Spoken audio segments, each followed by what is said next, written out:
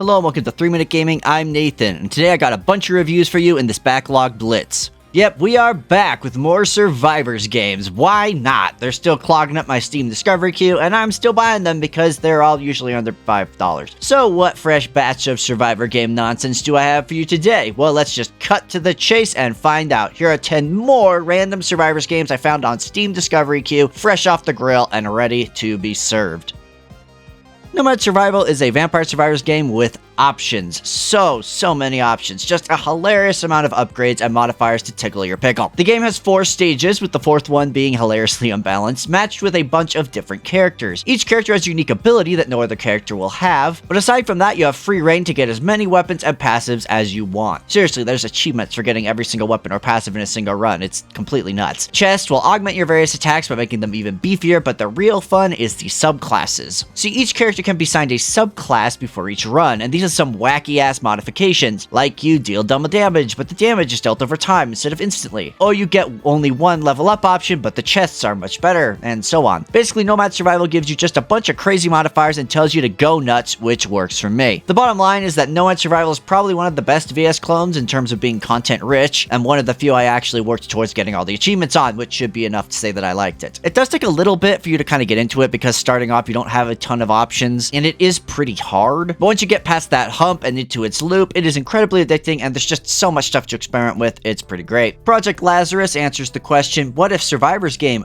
but mech? On the surface, Lazarus looks like a fairly basic Survivors game, just with a lot better graphics, but it adds a healthy amount of unique changes, and not just because you're a mech instead of a Belmont. All upgrades are split into 3 categories: active attacks, and passive upgrades, and each mech can equip a different number of each of those types, which means your loadouts will be dramatically different based on the mech you choose. In addition to that, rather than being limited to one weapon of each type, you can slot as many of the same weapon as you like, so long as you have available slots. Want 4 Tesla coils to go goblin mode the whole game? How about 6 flamethrowers? With the right mech and weapon combos, you can do some wild stuff, paired with an upgrade system that just straight up levels your gear pre-run, meaning upgrades provide massive power spikes. The bottom line is Project Lazarus has a ton of interesting ideas and isn't even remotely balanced. Seriously, since only passive upgrades currently have evolutions, picking a starter bot with 4 passive slots and just equipping 3 orbiters and a Tesla will win the entire game for you. Sorry to ruin that, I guess, but hey, it's still worth checking out, and maybe they'll balance things out eventually.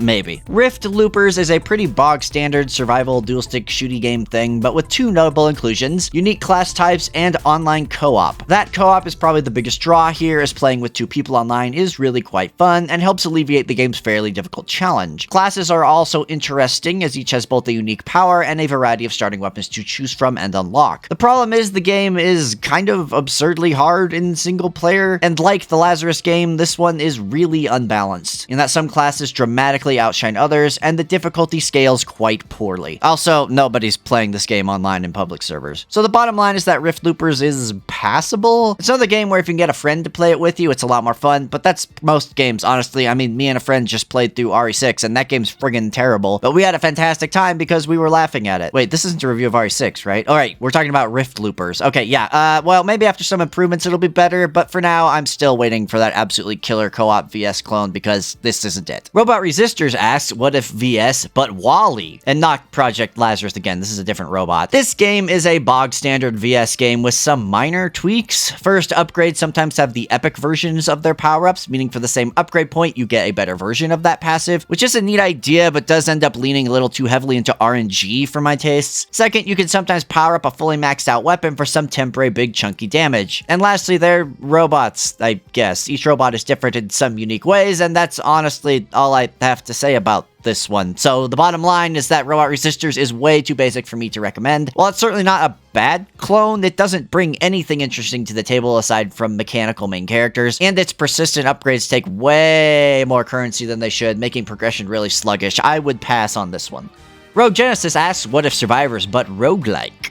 Okay, Survivors games have always kind of been roguelite in their design, but this one adapts the Slay the Spire model of map progression, breaking it down into small mini-challenges with zones that will provide large passive upgrades should you reach them, as well as stage-ending bosses. Translating that Survivors gameplay into smaller bite-sized roguelike chunks is a very cool idea to be sure, complete with the normal roguelike system of new things unlocking the more you play, and having some pretty cool 2.5D style visuals that reminded me of a PS1 game, such as, say, Final Fantasy Tactics. It does have a lot of stock assets in its sprites, however, something that might come up in a later game on this list. But let's jump to the bottom line. It's that Rogue Genesis tries to do something new with Survivor's game by injecting it with a traditional roguelike, and honestly, I do think it works pretty well. The main issue I have is the Survivor's loop itself is a little bit bland when compared to a lot of the other games on this list, as your upgrade progression is much slower because of the roguelike aspect, meaning you don't feel powerful nearly as quickly, which is kind of the draw of these games for me. But the concept itself is overall interesting and decent, and here is hoping with some upgrades this one will really shine someday.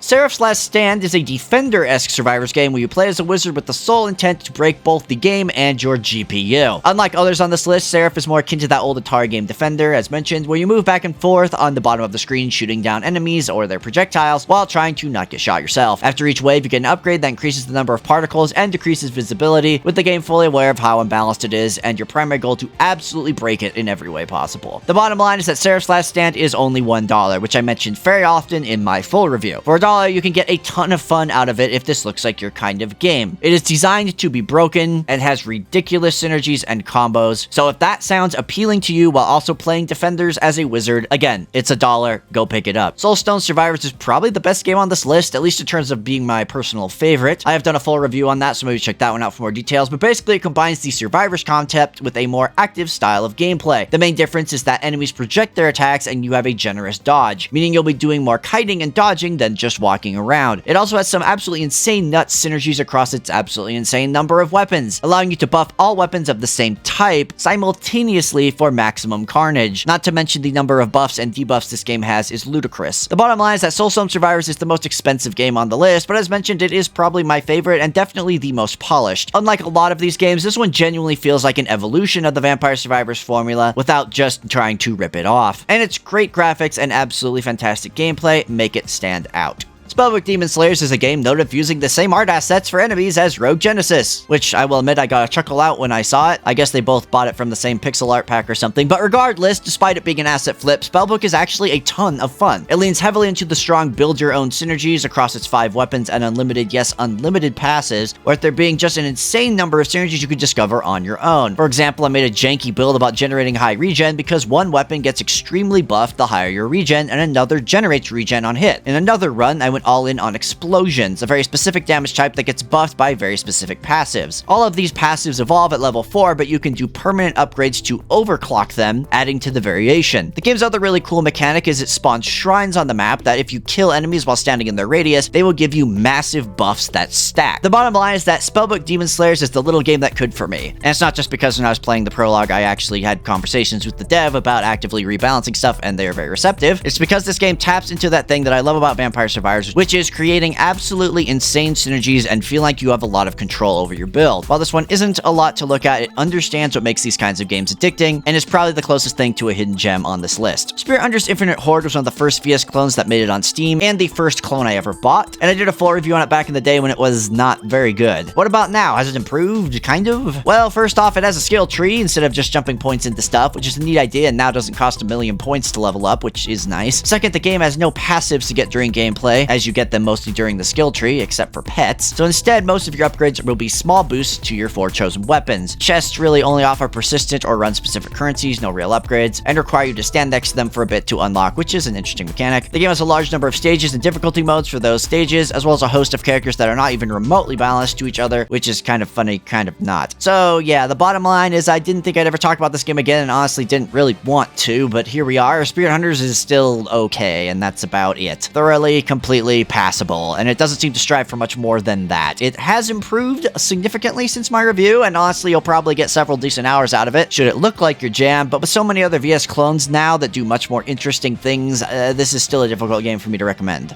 And our final game today is going to be Neon Sundown. If you remember in the last video, I said Galaxy Survivors was a lot like Geometry Wars. Well, that's because I hadn't played Neon Sundown yet, which is so Geometry Wars, I literally hear the music in my head when I play it. Not joking, that Geometry Wars 2 soundtrack is a banger. Back to Neon Sundown. This one focuses more on dual-stick shooting rather than just surviving, which I appreciate, as well as having multiple stages, each with their own unique goals, bosses, and challenges to complete in order to unlock future stages and more upgrade points. The game also has an interesting battle pass style of XP system. No, you don't have to pay for it or anything. but it's designed that all the XP you gain over your runs is funneled into this larger pool that gives you more upgrades, new game features, new synergies, and more, encouraging you to keep doing runs to keep upgrading new stuff. The bottom line is Neon Sundown is an extremely addicting game, mostly because of that battle pass style of XP upgrades and paired with some really fun gameplay. That was a game I put a lot of hours into on my Steam Deck. It could still use some more content and some of the upgrades I wish were more meaningful, but it's still a fantastic time should you enjoy the classic Geometry Wars with a Survivor's twist. And that's all the games I have for you today. So which ones were my favorites? Well, I'm going to say the gold medal in this one goes to Spellbook Demonslayers, Soulstone Survivors, and Nomad Survival. I can heartily recommend all three of those games if you like Vampire Survivors clones, and you will have a fun time with them. My honorable mention will go to Seraph's Last Stand and Neon Sundown, and no Horny Award because somehow I managed to avoid playing a porn game masquerading as a Survivors game this time around. Lucky me.